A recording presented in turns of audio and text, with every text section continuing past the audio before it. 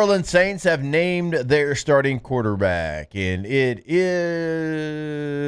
Spencer Rattler. No surprise, and we would be more surprised when we'd have people that cover the Saints every single day that would come on the show and say, no, it's going to be Shuck, and I'm like, I just don't see that. And you look at the signs, and you look at who started the first game, you look at who started the third game, and you kind of look at their situation. This isn't even a negative for Shuck. I thought there was some good things that Shuck did. It wasn't like he went out there and lost the job. Yeah. I just think with what you currently have, the situation you have in front of the quarterback with an offensive line in the interior that right now is struggling to say the least. All right, which quarterback skill set gives us the best chance to thrive with that going on? And it is Spencer Rattler.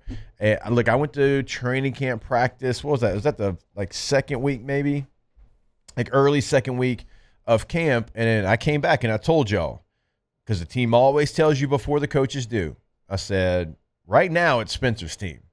He would make a play. 7 or 8 guys would go and they'd dap him up and they'd hoot and they'd holler. He had an RPO run down the sideline. You had 7 guys putting their finger up in the air, calling his name, right? That's what we mean when we say the team's going to tell you before the coach does. If you go to a practice, it's not that they like this guy better or they don't like this guy. You like everybody, but it's who do they think is going to be QB1, the leader of the team. And that day I came back and I said, well, the team right now, it's Spencer. And I thought throughout training camp, they both had some good moments. You go back and you actually watch the tape and don't just, this guy threw an interception or this guy took a sack. But if you actually break down the X's and O's of it, they got in and out of the huddle. They got lined up. They, were assertive in making the calls. I thought they did a nice job delivering the football where it should go most times.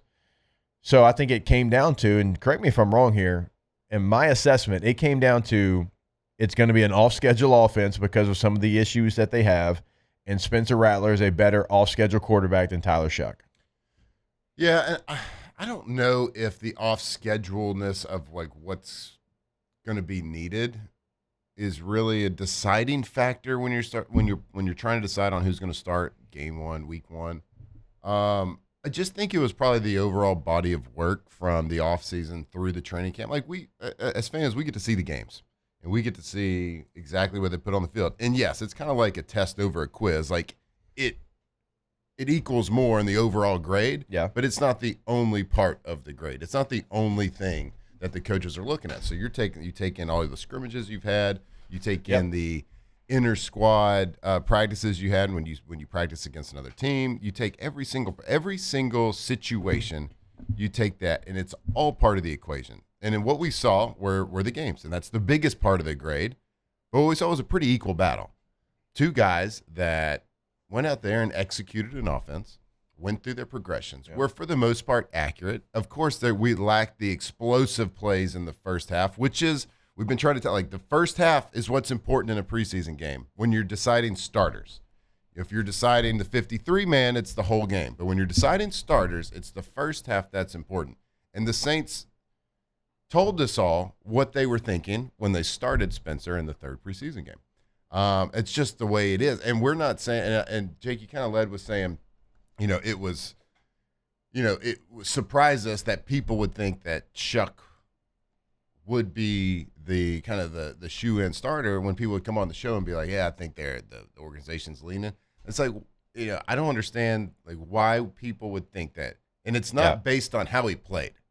I think he played well, and I think he probably got a lot better. I think he kind of played the same in all the games, which was playing pretty well.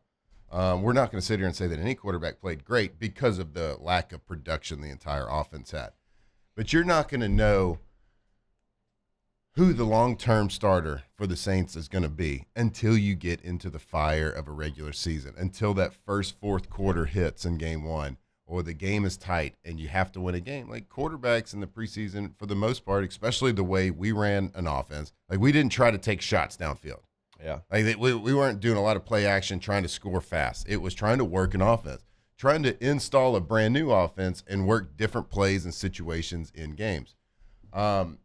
So you're really not going to know until one of these quarterbacks or both these quarterbacks get their feet put to the fire in a regular season game, and they have to go out and win a game. Quarterbacks have to win a handful of games during the season.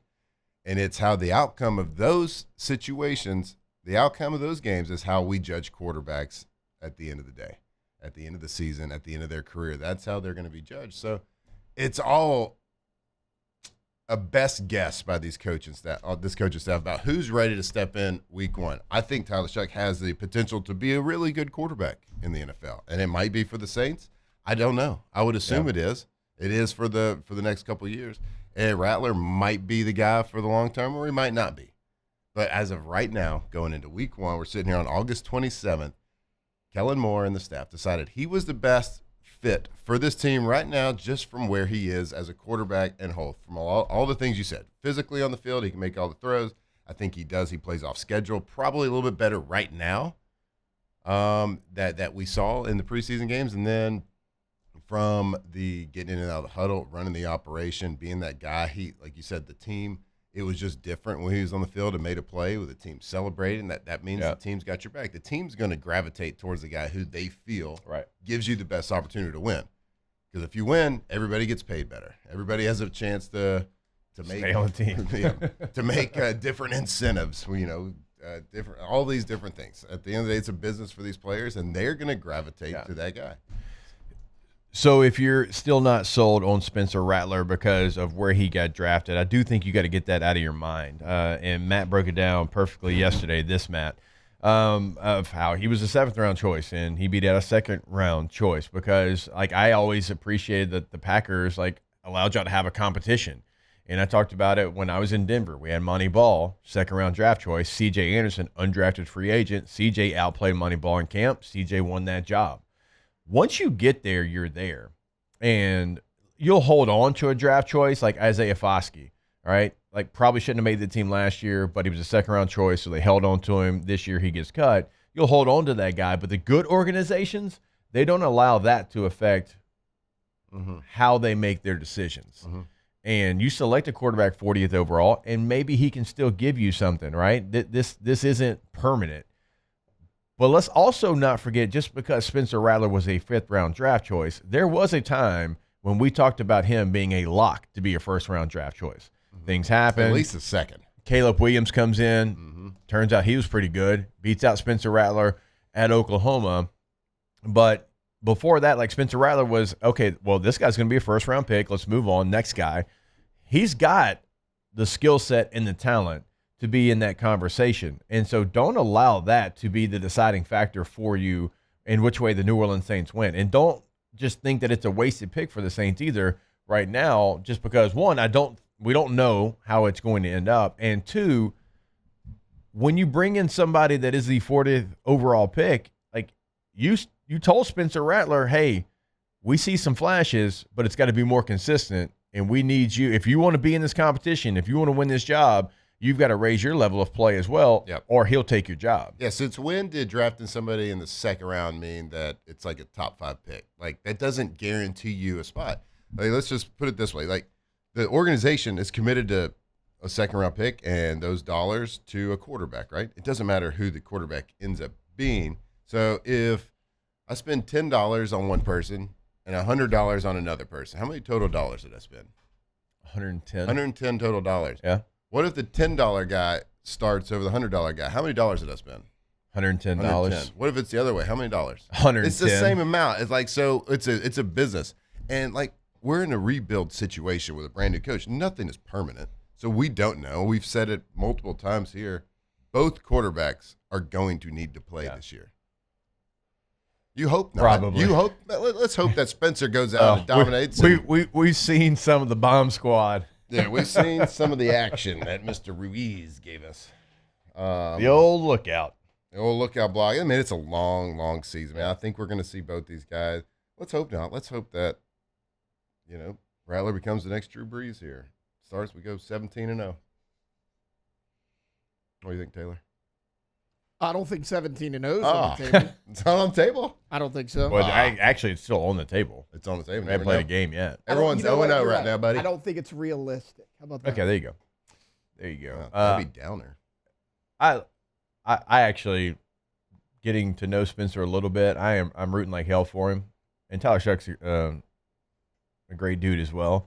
But just for Spencer to have all of us create exactly what narrative we thought he was when he was 17 years old on the reality TV show, when you got producers saying, ham it up, do this, do that. You're 17, you're on TV, you're on Netflix. You're like, absolutely.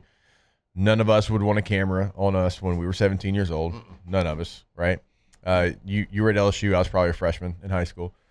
None of us would want that, right? High school, for sure. None of us would want that, okay? So, like, for him to go there, to go to Oklahoma, to still have some of that in him, and then probably got humbled by when Caleb Williams came in and they made that decision. And then you go to South Carolina, you have some success. You talk with Shane Beamer off the record. He can't stop talking about Spencer Rattler and what he meant to that program. And so, from where he was to where he's at now, I do think it's a cool story. I think he's easy to root for. Yeah, I do too. And he's been through the fire for sure. South Carolina, he had to play with a lot of lookout blocks. He had to play with a team that didn't have the talent around him, and they still won big games. He was still very productive. So, look, I mean, let's cheer for both these quarterbacks. Let's get behind Rattler as the starting quarterback for however long that is, whether it's, I don't know, 5-6 games, whether it's 17, whether it's 10 years.